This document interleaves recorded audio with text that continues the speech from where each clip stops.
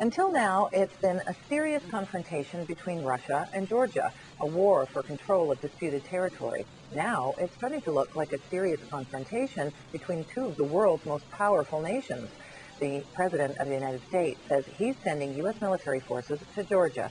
He says it's a humanitarian mission, but it will bring them face-to-face with the Russian military in a country that's become a battlefield.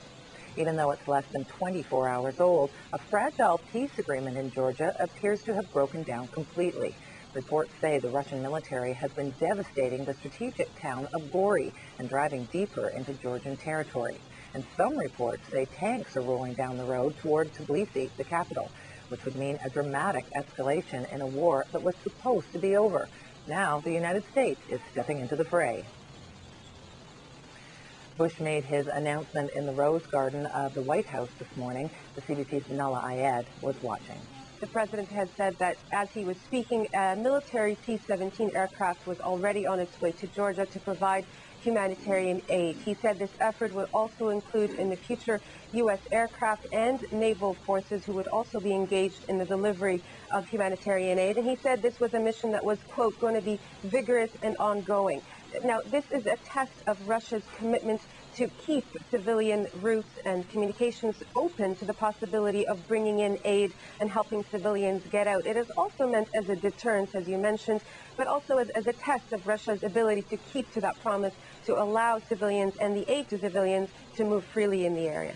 He also made it very clear that this was a defense effort. He did talk to Defense Secretary Bob Gates. This is being run by the military, so the message was very, very clear. And the reason he's doing this, of course, is that he said this actually in his statement, is that he believes Russia is not living up to its commitment to a ceasefire. This is also obviously a very strong warning to Russia that it cannot do, as it seems to think it can, do what it wants in its own backyard, basically. As you know, the U.S. is a staunch ally of Georgia's. It supports the democratically elected government. It supports its efforts to want to get into NATO.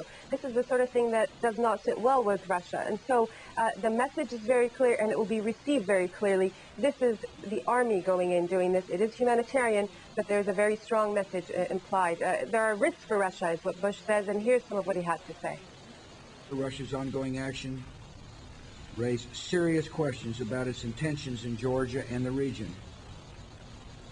In recent years, Russia has sought to integrate into the diplomatic, political, economic, and security structures of the 21st century.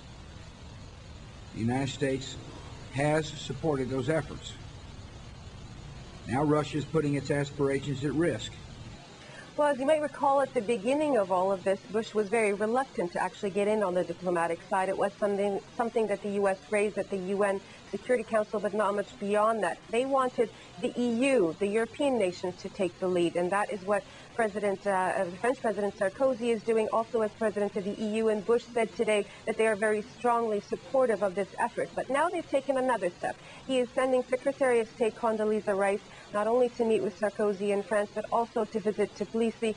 This demonstrates that the U.S. is willing not only to apply the possibility of military pressure, but also diplomatic pressure, whereas at the beginning it was not willing to do so. The CBC's Nala Ayed in Washington.